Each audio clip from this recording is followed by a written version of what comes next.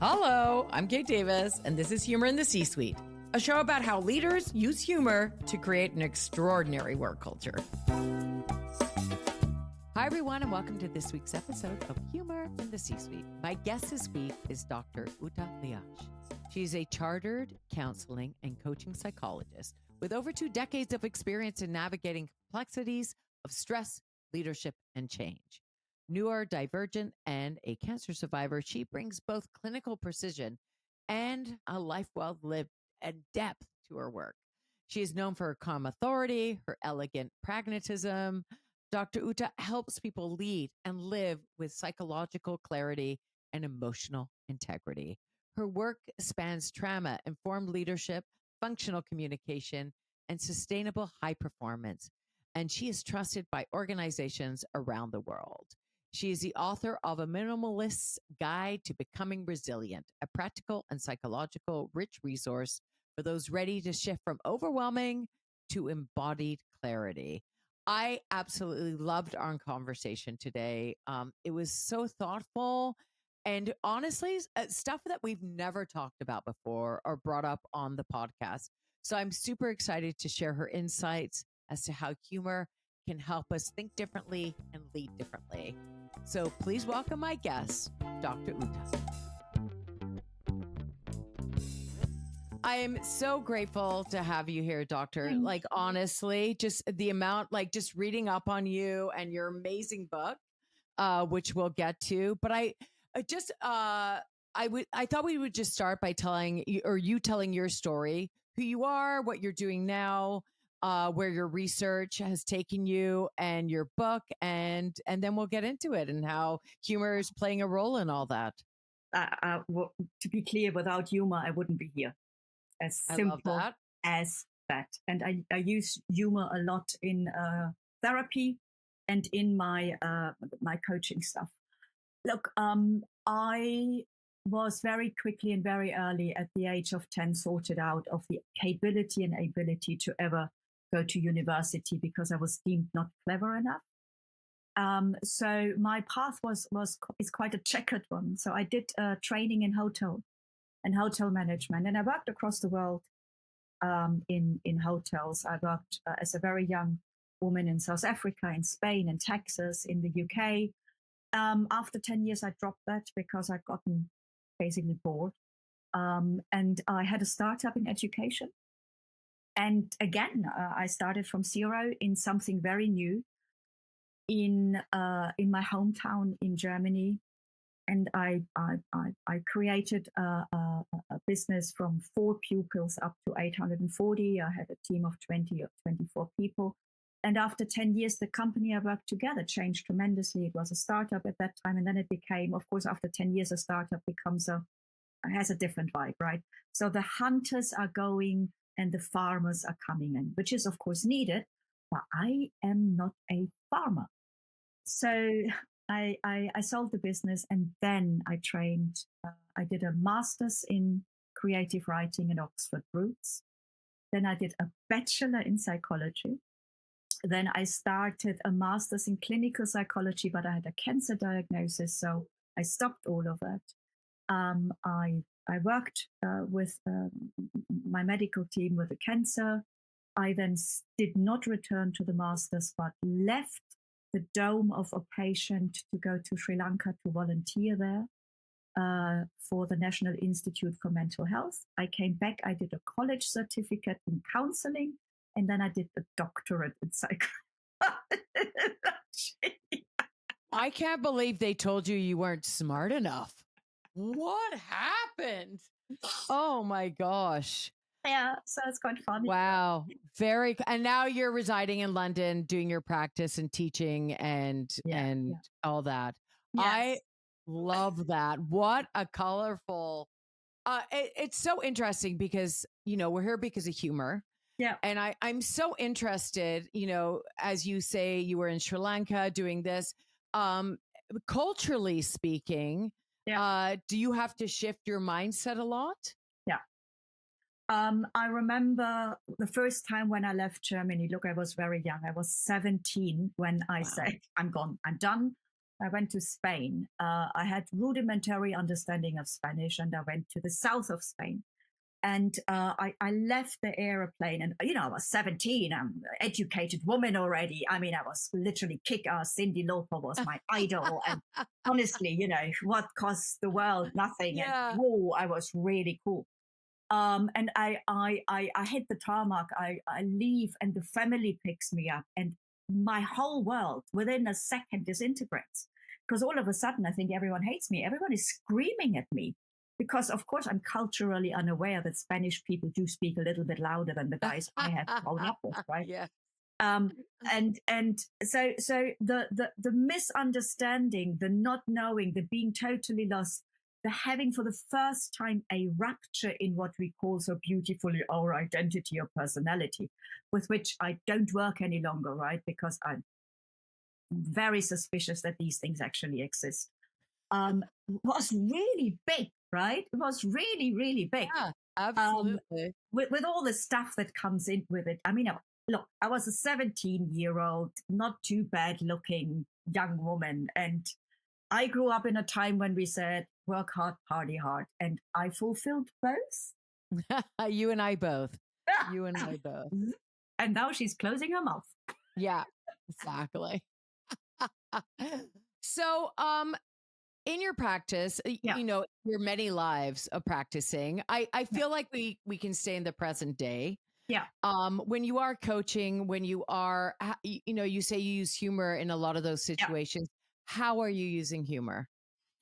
So I had to use humor right at the beginning, because when I landed in the UK for the second time and then started to work in psychology, I'm very German in a sense of I'm very direct. And for the first 3 years, I really tried to become more British English. So, I mean, there are lots of different British ways, right? But this English Britishness. And then I had to look in the mirror and I said, this doesn't work for you, Ute, because you're losing yourself. You don't speak through things that aren't said, which is the highest British English way of talking. You just are direct. So I had to really start incorporating this into my daily life, because I live in a society, even though I speak English, I don't speak British English at all, right? So when people come to my practice, I say, I literally lead with the following. I come with a warning. That's great. I'm German. I'm direct. If it's too much, you can say, woo, rein it back. I may or may not be able to do so, right? Yeah. And what you see is what you get. I'm not psychodynamic in any shape or form. I'm not pretending to be anything else but the person I am in this moment. So how I am here with you, every single patient and client of mine, and I use both words intentionally, can attest that this is how I am. And what does psychodynamic mean? So it's Freudian stuff, right? Okay. And it's this it is a bit of hierarchy. It's still very much liked. I think New York is still a hub. I can see that. Yeah, but it's therapy without ending. It has this understanding that I, as the therapist, know more than the client. It has the understanding that we need to discover our past in order to be better in the here and now. It gives some power to discovering of knowledge is already healing, which I would say is fair for cancer.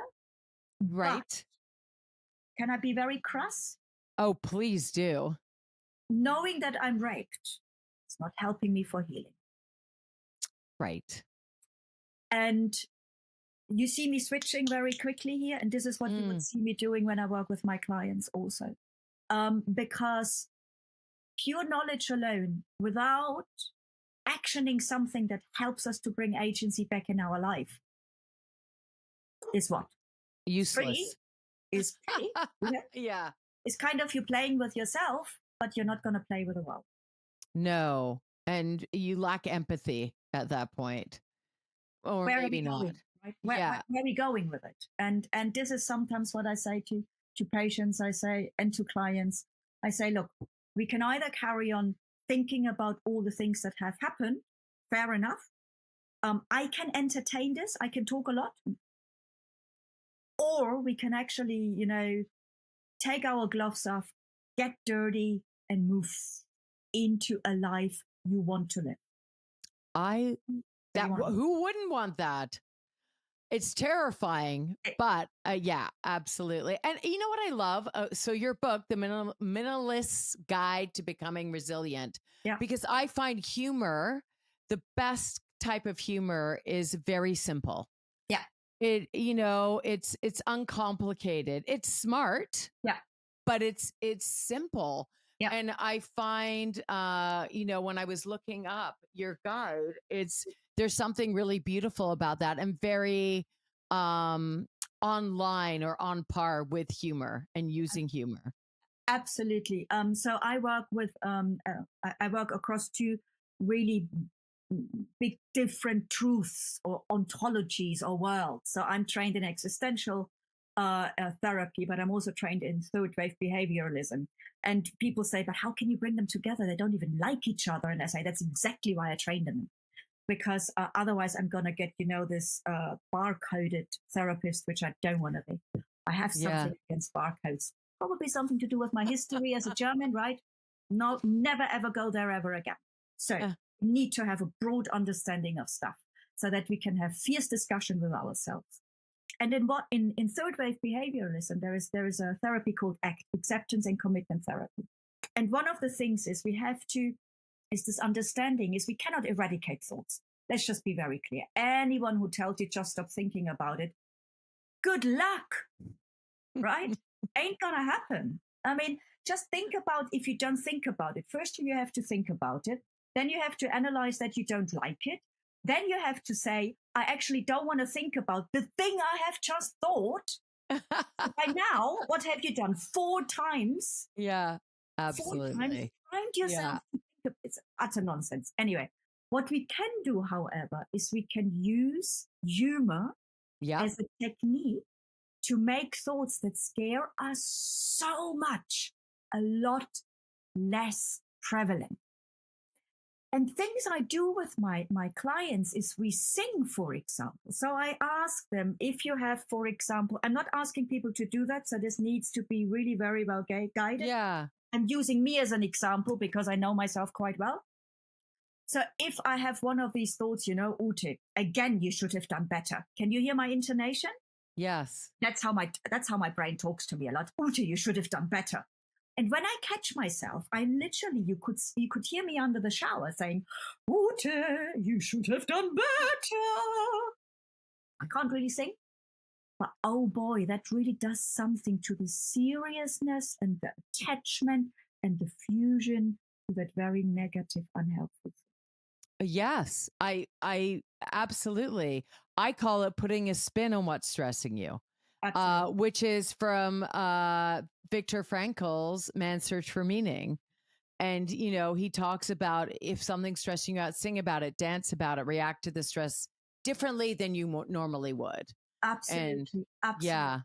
He has this beautiful part in his book where he said, sometimes we were able to make music. And for these moments, joy entered our life and we were not confined in the camp.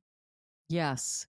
Yeah. Amazing. Amazing. Yeah. So when you're dealing with your coaching, is it always one-on-one or do you do group stuff?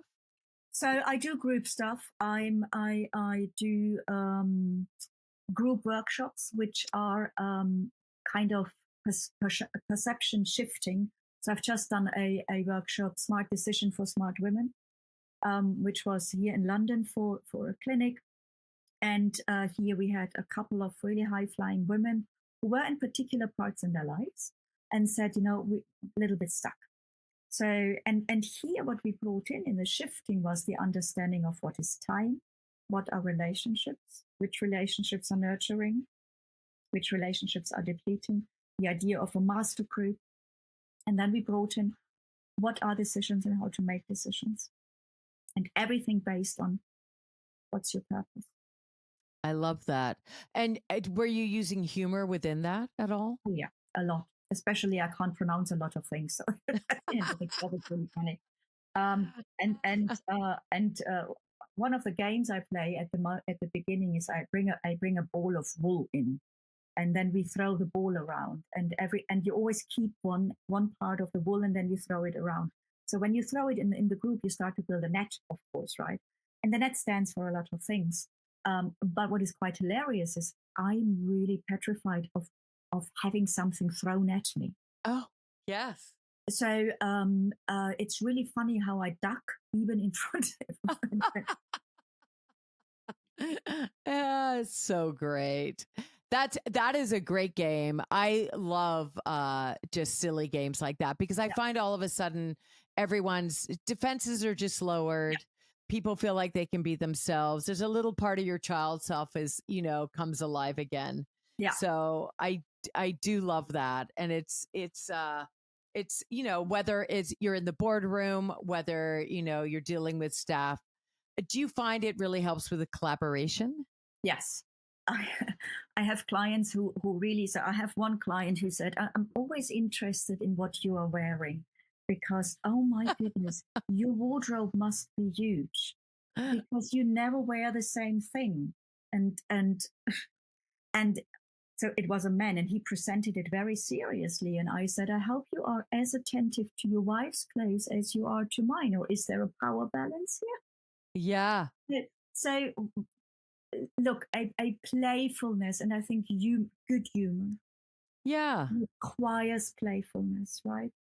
Requires the ability of not taking yourself so, excuse my language now, damn seriously. Yes. Yeah.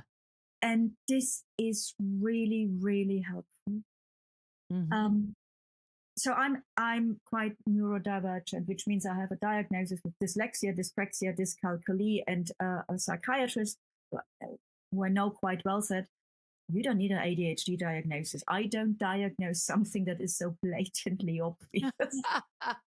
Oh, now I got to ask, because, this is what you do. Yeah. Are you for ADHD drugs or against them? Neither nor. Okay. I love that. Yeah. I can tell you why. It's not my decision. So when I diagnosed ADHD because I was frankly really fed up with everyone who is not ADHD diagnosing ADHD. And I think this is really bad. And when you get a report from me, it's most of the time between 20 and 30 pages long. And one of the parts I've made very sure, I have one page where it gives you the biomedical model of ADHD, which is the drug-based model, which says we have an under dopamine brain that screams, and therefore what we are giving the brain is basically amphetamines. There are other drugs out there, but that's kind of the standard treatment in order to get your brain on a level that has a normal stimulation. This is really in a nutshell, and there's a huge discussion down. And then I give you a psychological anthropolo. Finish the sentence here properly in the word. Anyway, can't say the word. Yeah. I give you a historical understanding, which is more a psychological understanding, is that if you are looking at traits at leaders in times when we were hunters, they are synonymous with what we call today ADHD traits. So what this actually says is ADHD can only exist because our environment has changed so tremendously that the traits I am bringing to the table are actually not helping but hindering today. So in that part of my clinical report, what I'm actually telling you, it's not a psychiatric illness or a disorder at all. It's simply a togetherness of traits that are hindering in the environment we humans have created, right? Yeah, it's so interesting to me because, when we started this discussion, they told you weren't smart enough. And when I was 8, I had a teacher who literally, because I was always putting on shows and being goofy. It's what I do now and I'm paid for it. But who literally told me I couldn't read. And I believed her wholeheartedly. I was 8. I was like, oh yeah, no, absolutely. I can't read. And I spent a year not being able to read until they took me for every psychological test. And I literally had one adult say, "Oh, no, it was just someone telling you can't read, you can." And then I was like, "Oh, I can." Yeah. So it's, Yeah. Perception is everything. I had a client I worked with who was diagnosed with bipolar and came for an ADHD assessment, and I thought that's not bipolar. It's just not. There are presentations which are overlapping. Yeah. And we had a long. It is quite. It's substantial. Such a diagnostic pathway, right? And it was really fascinating to see that my suspicion of them not being bipolar was approved then by the psychiatrist, because the drug treatment needs to be prescribed in the UK by a psychiatrist. So I then refer out to the community I trust. Yeah. And this person then came back and said, changed my life. They are taking ADHD drugs and they find it really helpful. Yeah. And other people have said, tried it, not for me. Yeah. And I think both pathways need to be held by any clinician, regardless of what me as a person thinks about. Yes, absolutely. You gotta, be intuitive. I do feel like if I change the subject now, you might think I have ADHD. That's but okay. I'll send you a report. No problem. Hi, it's Kate. I can't believe you made it halfway through the show. Look, if you or anyone you know would like to be a guest on Humor in the C-Suite, I would love to have you. So email me, kate@katedavis.ca. Do you believe humor can play a part in building strong relationships and collaboration? Yeah, absolutely. Absolutely. So if people are not able to communicate with each other, what is really great is to build stories with them in order to make them giggle. Because if you laugh together, something relational happens. You notice, I mean, you're a comedian, right? Yeah. So I dabbled in stand-up comedy, I'm just saying. Oh, that's great. Good. So, and that's why the reason why I bring it up is when you are there on stage, and please correct me should I go wrong. Yeah. You need to make sure that the people laugh with you, not at you, right? But whether they are with you or at you, when they are laughing, those people in the audience have created a group, correct? Correct. And that is something laughter can do incredibly quickly and incredibly beautifully. Right? Yeah, it really does connect people. And it's so inclusive. Yeah. Exactly. Mm-hmm. So a good leader is able to create an atmosphere where people can giggle together. Yes. Yeah. Do you find when you're coaching leaders and people, in sort of high positions, is it hard for them to trust using humor? Yeah. Yeah. Especially, so if you allow me to say that. Oh, please. The reason, so my very narrow way I'm coaching, I'm only taking people on who want to do a psychological and a leadership development, because many leaders also have trauma and many decisions made by leader are trauma informed. So the agency of the decision is within the trauma experience, not in the leadership and experience, right? So that's why I'm doing both, but I'm bringing it together. Do they know the difference? Do they know they are leading with trauma? As soon as they talk to me, yes. Okay. And I'm very clear, right? When I work with people, I say, look, you got to make a decision. Who is going to lead here? Trauma with you. Wow. And do you find humor helps them get out of that? Yes. Oh, yes. Okay. Absolutely. It is sometimes a bit crass, maybe. So I don't want to go into too much detail, because you need to understand that I'm not like a water bomb where I smash on the ground and everything is wet. I do hold people really safe and with a lot of care. Yeah. But we need to sometimes bring a ridicule into a particular behavior so that it stops taking advantage of us, right? Oh, So can we get into that a little bit more? Yeah. Can you say that again? Yeah. So we sometimes need to bring some ridicule in, so we stop it having possession over us. So when you have somebody, and I'm not talking about a proper OCD presentation, but when you have somebody who goes totally bonkers because, I don't know, the coffee cup is again standing in the sink, right? The coffee cup stands for something. Let's just be very clear. There might be something else going on in the background, and therefore I say you need a psychologist who can work with that. But what's going to happen actually when we say, yeah, I mean, this coffee cup is literally life endangering, no? I mean, in the sink, this coffee cup, it's just eradicating everything. It has full blown. So I'm taking it here to the extreme, yeah? And at the beginning, people walk with me because it still feels right. But I push and I push and I push until they say to me, don't be ridiculous. And then I can say, I am ridiculous? Yes. Because just listening to you, do they think the coffee cup means the person's lazy or inconsiderate or, yeah. Now I'm using humor in order to overcome that placeholder, right? Or maybe they were just in a rush and it had nothing to do with anything.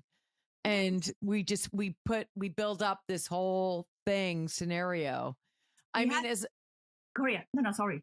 No, I was just going to say, like, as a comedian, as a speaker, so much of my business is people saying no and, learning to deal with that rejection and not have that validate you and all those things. And I find just having a good sense of humor about myself, and thinking, but I can see, like, it's so interesting for you to say a coffee cup in a sink can mean so much. Yeah. Because it just, it's fascinating.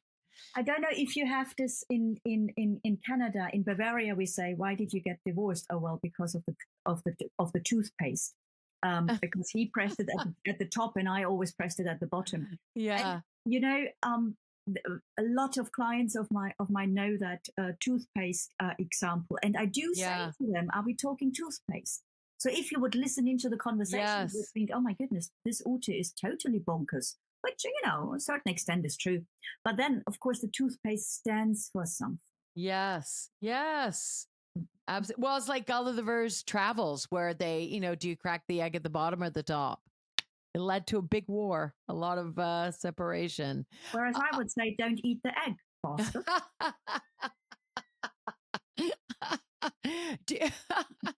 Okay, I do have a question though. Do you find because you did mention, are you laughing at yourself or you how do you feel about self-deprecating humor? Because I find when you're a leader, that can sort of bring your team in. How do you feel about that? If and when needed, yes. I once started a talk on procrastination with the following sentence. Your life sucks as mine because we are both hanging out here rather than going out. So that's kind of, a bit of self-deprecation. Of course. Yeah. But, I also have known leaders who come from it's because of me as a non-flexible approach to leadership. Yeah. And that's wrong also, right? I am all for taking responsibility, but we also have responsibility. Now, this is a weird sentence. Yeah. Now, we also have responsibility to leave responsibility with those to whom it belongs. Yeah. Yeah. So there is Alfred Adler. Really, I have a crush on dead men. I just want to say that. I don't know what. I don't know. I just it's you really got a crush on dead men. I love it. I mean, my students always said, the moment you are knowing the source, we all of us know this person has died. Never ever tell our name to somebody else because we would be dead. So, so Alfred Adler says it's, and I think this is quite a good test.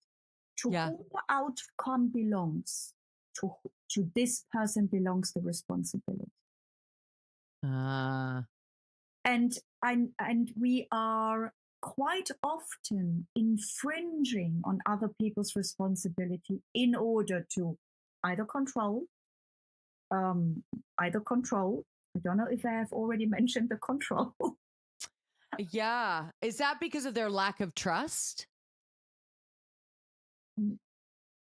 In many cases, yes, but it's also, have you ever heard the sentence, it's got to be done right? Of course. Yeah. That's right. Yeah. But, yeah. But who's right? Which right? Well, I think if you talk to parents who are leaders, yes, great leaders in shaping the next generation, are often the unspoken leaders of our world. Yeah. When the child is not motivated to do homework, parents are going to make sure that this is going to happen because they want their child to succeed. Yes. Okay? But actually, whose job is it? Yeah. I mean, look, my kid is still mad at me because I made him take piano classes. He hated them, so I let him quit. And now he's a pianist, a musician. And he's like, why did you let me quit? You should have been more stern. I'm like, you hated it. And now it's my fault? Clearly. Gotta practice more? Yeah. Clearly, it must be your fault. I think with motherhood, so I'm not a mom. I just want to be very transparent. Yeah. I work with a lot of moms and I say, you guys have signed up to one thing and one thing only, to be wrong always. Always. Yeah, absolutely. The amount of WhatsApps I've sent to my mom and say, mea culpa, I was really a little shithead. I'm so sorry. I gave my mom a Mother's Day card that said, you're like a mom to me, just a bugger. So fabulous. I know. Oh my gosh. Do you have any advice? Can you share any advice you would give leaders out there and for using humor in their leadership styles? Yeah. I would ask them to go a little bit quirky. Look, as older we get, as more serious our lives get, because we get so conditioned into everything is serious. And of course, as less life is left, as more important decisions are. I get all of it. But if you think about a decision you have to make, or if you think about a situation, and you ask your 5-year-old inner child what he or she or they think about it, you will reach a different perspective of something. Oh, I love that. Yeah. Yeah. And it can be something humorous. It can be something more lighthearted. It can be something that is a bit, which is also great. But what it all is, it's more raw, right? It's less suppressed. It gives us a connection again with our own being of the past. And we can use that. I also think anything that runs as a protocol for making teams or bringing teams together or making stuff fun and lighthearted is probably not going to go well. Oh, really? Oh, okay. I don't know if I agree with that. That's so funny. So I think if you want to create something new and you go in a predefined program of something, okay, you are already creating a particular outcome. Yeah. Okay. So how would you get around that? What would you do differently? Can I give an example of I would love that. My business? And yes, I mean, it was not a multinational, multi-billion company, but It was about surviving for each person who worked with it. Yes. So I did every 8 weeks a group thingy, right? Yeah. And quite often, of course, you go out for dinner and anyway. So one of the best group thingies I ever did in my life was a thing that was called Color Me Beautiful. And it was all about which color match your complexion. So whilst, and I had boys doing that also. Mm-hmm. And you know why it was so great? It's because we all sat there in these ridiculous white outfits. None of us wore makeup. Yeah. And we looked at each other and we burst out laughing because we've never seen each other. Yes. And that was a moment which, if I meet and when I meet people today who used to work for me, they still remember this. This is 25 years ago. Wow. It had that much impact. Uh-huh. And have you ever done it again? No, because I know my colors now and I am beautiful. Excuse me. Unbelievable. It's interesting when everyone's in that vulnerable position, right? Exactly. And yeah, that's amazing. Exactly. I love all of this. I could talk to you for 8 hours. Good. Let me just get some coffee. Yeah, exactly. I'm like, oh my God. Have you ever encountered like misinterpretations or challenges using humor? Lots, I think.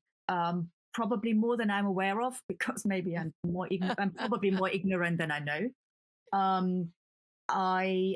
I think I've unintentionally have been humorous many times. Yeah. Because I run between languages and you just say things which everyone else knows what it means and you do not. No. Yes, absolutely. So there are a lot of those things in my life. Yeah. And then, of course, I don't get a lot of humor.